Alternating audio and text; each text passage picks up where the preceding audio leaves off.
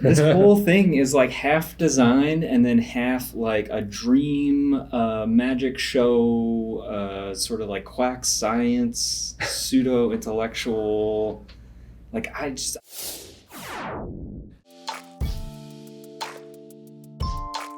it's almost the 12-year anniversary, which is pretty exciting. It definitely has made an impact that we're talking about it still. 12 years later. 12 years later. Must be an unbelievable rebrand, right? It's something. It's breathtaking. It's something else.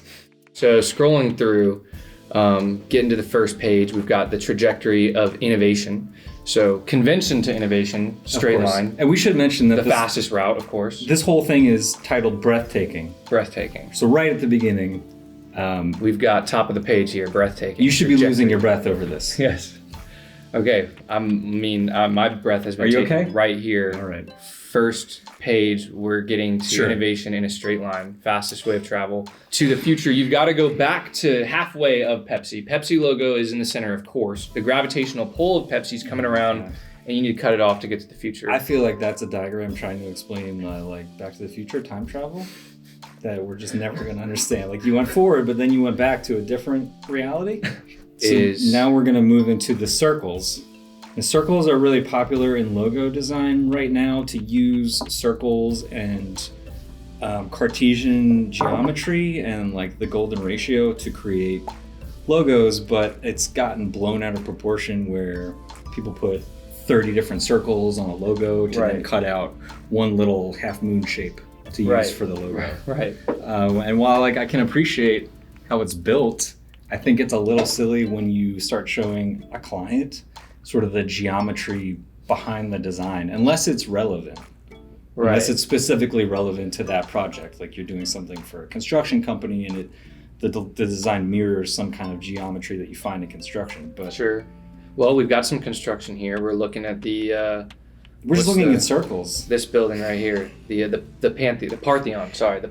Sure, which is right next to the yin yang symbol, and then also the Mona Lisa. All right, and then we got the history of the logo. Yeah, which, this seems a little more relevant. It's kind of like how the word mark has been constructed. Again, a little too much with the circles. Yeah, too many circles. I can guarantee you the person that designed that in the late 1800s did not use the circle method. This looks like a psychology test. It's a lot. Tell me what you see. Well, it's almost like a balloon animal or something too. It's really, you can't take the word mark out of it and have anything comprehensive. So I'm not really sure why they just show the sort of circle. I'm seeing Pepsi. I just see a lot of Pepsi. Are you getting thirsty from that? I'm craving Pepsi right now from this circle. Here we go. This is where it starts to get pretentious. We took the golden ratio, typically starting with a square, but we turned it into the Pepsi circle. There's a formula here, 45-degree angle times 0.5 times A. And we're talking 56 degrees, very specific rotations. Oh yeah.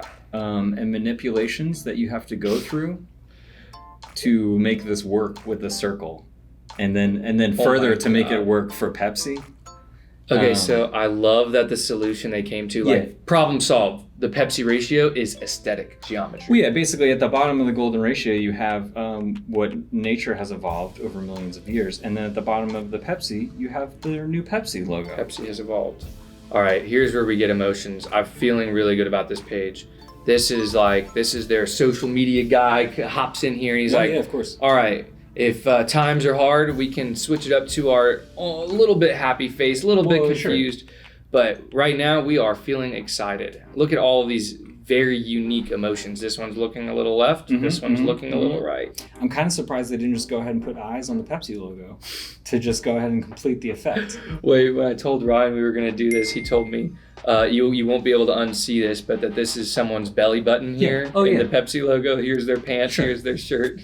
Or it's like a blue thing and it's being peeled off the back of a red thing. It's like, oh, there you go. Yeah, it's just so strange to equate it to a smiley face. I mean, I know a smiley face is kind of universally recognized. Well, looking at this versus the line that's opening and making a little portal, I'm not even sure what that has to do with emotion. I'm not even sure what that has to do with the designs on the right-hand side of the page.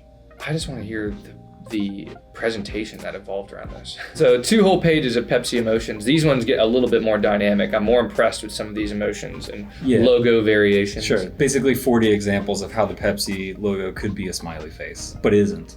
But it could be. It could be. It's a mouth. It says an emotion in the logo though. Sure. Just don't turn it upside down because then we'll make it a frown. Sad face. So multi-dimensionalized brand. Here we go, from 2D to 3D sphere. Look at it, how it pops out of the can. Have you guys ever seen a 3D Pepsi can? They're amazing. I don't think it exists. I mean, that is not a bad idea to give some kind of surface to, the can design. Yeah. I don't think they ever did it though. No, they definitely did not. They definitely did not. They were like, look at what we could do.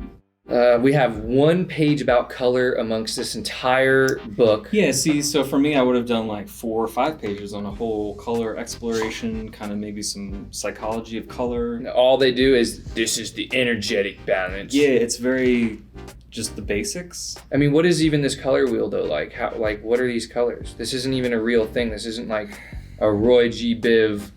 It's a bizarre version of it, and they're using like a couple CMYK. Yeah, a couple different variations. Come on, check it out, Hendrix. You want to see this page? Look. What do you think about the colors? Oh, exactly. You're colorblind. And there he goes. He's colorblind. He couldn't see it. But he knew that was not good.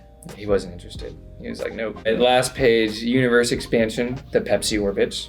Sure. X equals 1 light year. So keep that in mind, that X right here is the distance between the top and the bottom of the original Pepsi planet. So 1 light year to get from the north to the south side of the Pepsi planet across the equator. That's a lot. That's a huge for planet. 1 planet. 1 light year. That's massive. This definitely left the realm of design and moved into some other topic that I don't think they teach in school. I don't know if it's physics or astronomy or astrology. This whole thing is like half design and then half like a dream magic show, sort of like quack science, pseudo-intellectual.